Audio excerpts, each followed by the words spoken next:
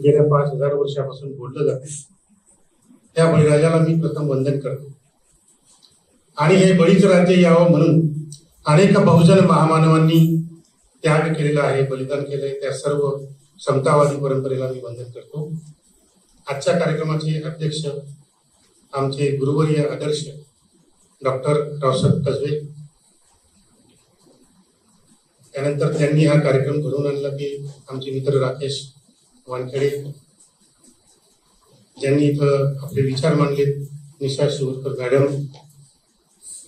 त्यानंतर डॉक्टर कदम आणि महबूब सय्यदजी, आणि ज्यांनी संपादन केलेल्या ग्रंथांमुळे आपण इथं एकत्र जमलो त्या डॉक्टर वंदना महाजन मॅडम आणि डॉक्टर अनिल सपकाळ.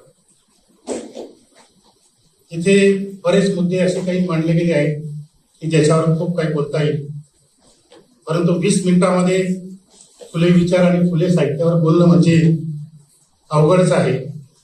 त्यामुळे मी फुले विचार फुले साहित्य यांच्यातले 1-2 मुद्दे घेऊनच फक्त बोलणार आहे 20 मिनिटाच्या आत.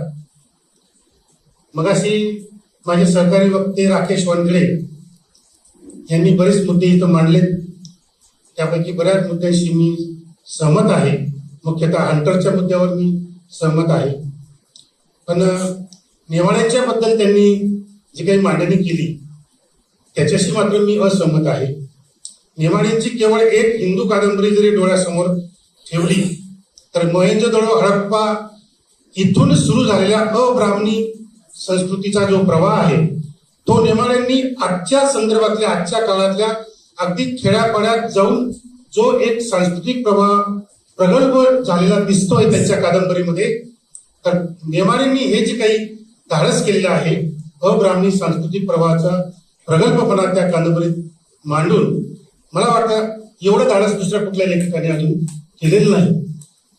कुठेतरी पेशवाईचा उल्लेखच केला नाही असं म्हणून खोडून काढणं बरोबर नाही. पेशवाईचा उल्लेख केला बी असता तर तुम्ही प्रश्न विचारला असता पुढचा की नाना फडणवीसचं नावच नाही त्याच्यात. तर असं काही होत नाही. लेखकाकडे बघताना एक समग्र दृष्टिकोनातून बघावं लागतं आणि व्यक्तिकेंद्रित दृष्टिकोनातून तर अजिबात पाहता कामा नये. दुसरा जो त्यांनी मुद्दा मांडला हंटरचा, तो मी त्याच्याशी सहमत आहे की तात्यासाहेब महात्मा ज्योतिराव फुलेंनी दिलेला जो हंटर आहे तो बाबासाहेबांनी लिहिलेला पेलवला, परंतु नंतरच्या काळामध्ये तो हंटर कोणाच्याही कडून तो पेलवला गेला नाही. पण मी त्याच्यात एक दुरुस्ती करू इच्छितो.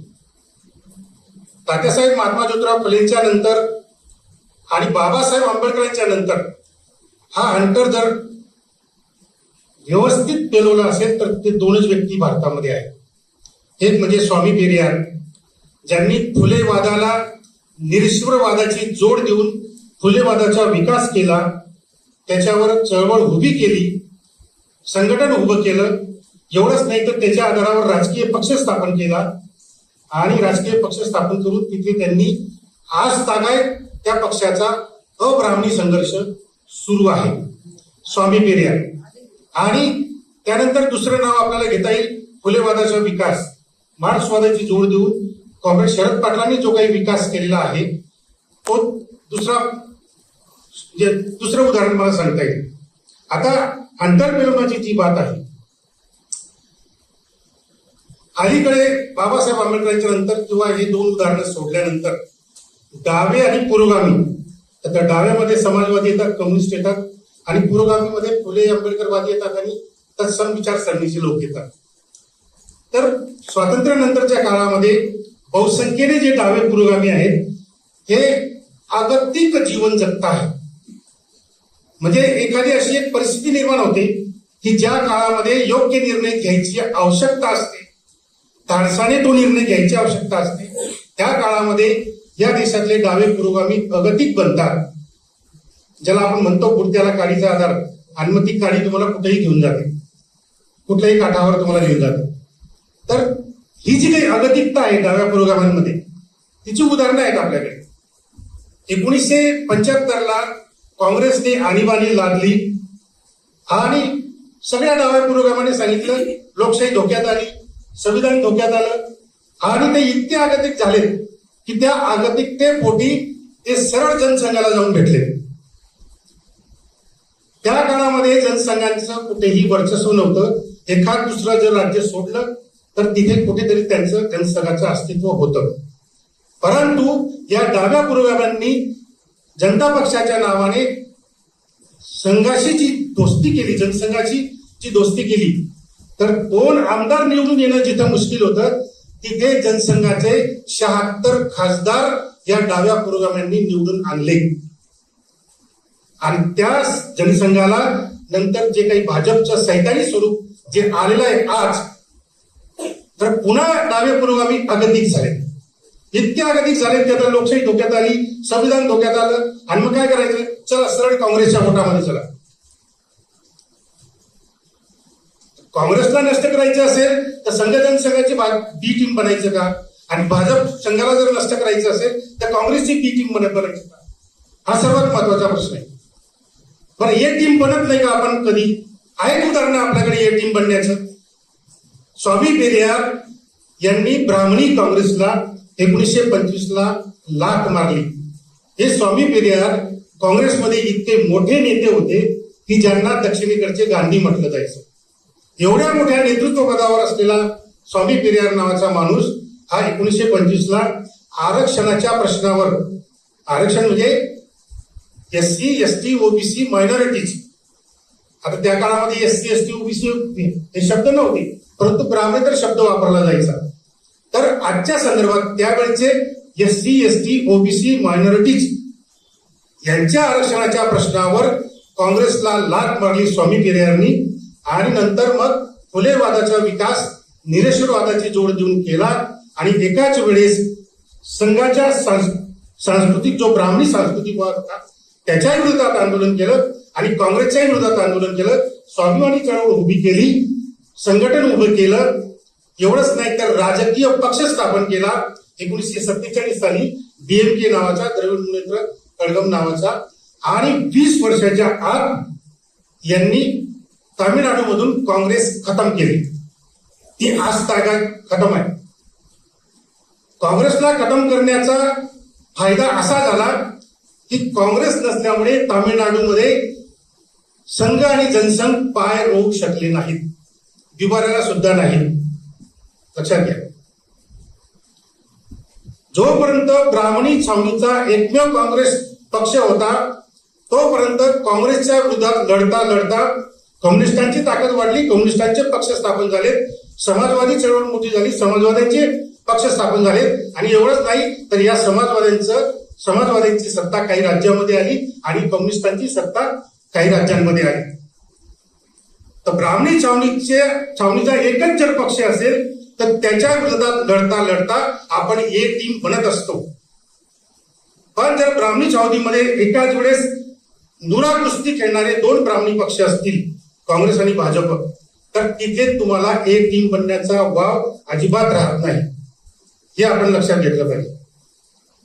2024ला काँग्रेस पक्ष खतम करण्याची सुवर्ण संधी आलेली होती. सुवर्ण संधी म्हणतोय मी, पण ही सुवर्ण संधी गमावली इथल्या अगतिक झालेल्या डाव्या पुरोगाम्यांनी. बरं, काँग्रेस खतम झाली तर भीती काय दाखवली जाते? मग ते मोदी असं करतील, संविधान खतम करतील, निवडणुका खतम करतील, लोकशाही खतम करतील. लढता येत नाही त्याच्या विरुद्ध, आपल्याला एक टीम बनून लढता येत नाही. परंतु एक जो काही इतिहास मधल्या काळामध्ये निर्माण झालेला आहे की ज्याचा ओझा आपण वाहतो आहे, मुस्लिमांची बी टीम बनूनच ब्राह्मणशाही विरुद्ध लढता येतं का? इंग्रजांची बी टीम बनूनच ब्राह्मणशाहीच्या विरुद्ध लढता येतं का? हे जे काही ओझा आपण वागवतो आहे बी टीम बनण्याचं, हे कुठेतरी बंद झालं पाहिजे. आधी 5 वर्ष काँग्रेसने सत्ता करावी, 5 वर्ष भाजपने घ्यावी.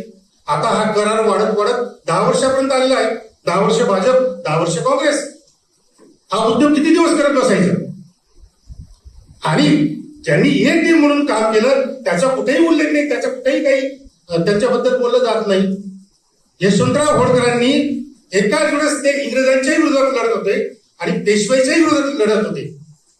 1801 सालापर्यंत यशवंतराव होळकरांनी पेशव्यांना पुण्यातून सळोकी पळ करून सोडलेला आहे. आणि एवढं त्यांना जेरीस आणलं होतं की पेशव्यांना स्वतःचं अस्तित्व टिकवण्यासाठी इंग्रजांचं मांडलिकत्व 1801 ला स्वीकारावं लागलं होतं. त्या यशवंतराव होळकरांचा कुठेही उल्लेख नाही की जो एक टीम म्हणून लढला. पण आम्हाला इंग्रजांच्या नेतृत्वाखाली झालेलं भीमा कोरेगावचं युद्ध आम्हाला जास्त आठवतं. तर हा जो मुख्य प्रश्न आजच्या काळातला इथे उपस्थित झालेला आहे त्याच्याबद्दल आपण आज बोललो पाहिजे. तात्यासाहेब महात्मा फुलेंनी जेव्हा काँग्रेसचा जन्म होत होता, काँग्रेसचं बाळ जेव्हा पाण्यामध्ये हलत होतं, त्यावेळेस कुंडली मांडली की तात्यासाहेब महात्मा फुलेंनी त्यांनी स्पष्टपणे सांगितलं की जी काँग्रेस आहे राष्ट्रवादी आपलं ही राष्ट्रीय सभा म्हणजे नंतरची काँग्रेस ही शूद्रांची नाही आहे, ही शेकचीपुटची लाठींची आहे. हे तिथंच त्यावेळेस जन्म होताना भविष्य वर्तवलं होतं. आणि बाबासाहेबांनी तर नंतर स्पष्टपणे सांगितलं की काँग्रेस हे जळतं घर आहे म्हणून. पण आम्हाला फुले आणि आंबेडकर हे आताच्या संदर्भामध्ये सोयीसाठी पाहिजेत, अगतिकतेतून केवळ बाहेर पडण्यासाठी पाहिजे. पण त्यांचे सिद्धांत नको, त्यांचे विचार नको. तर ही जी काही आजच्या काळातली जी आता आपली अवस्था निर्माण झाली आहे ती कुठेतरी दूर झाली पाहिजे. त्यासाठी आपल्याजवळ ती उदाहरणं आहेत. मी मगाशी सांगितलं स्वामी पेरियारची, त्यांनी काँग्रेस खतम केल्यामुळे त्यांचे किती फायदे झाले. काँग्रेस खतम केल्यामुळे तिथं संघ जनसंघाचं तिथं कुठेही बी रोवलं गेलं नाही, कुठेही त्यांनी पाय रोवू शकले नाही. हे मोठं उदाहरण आहे.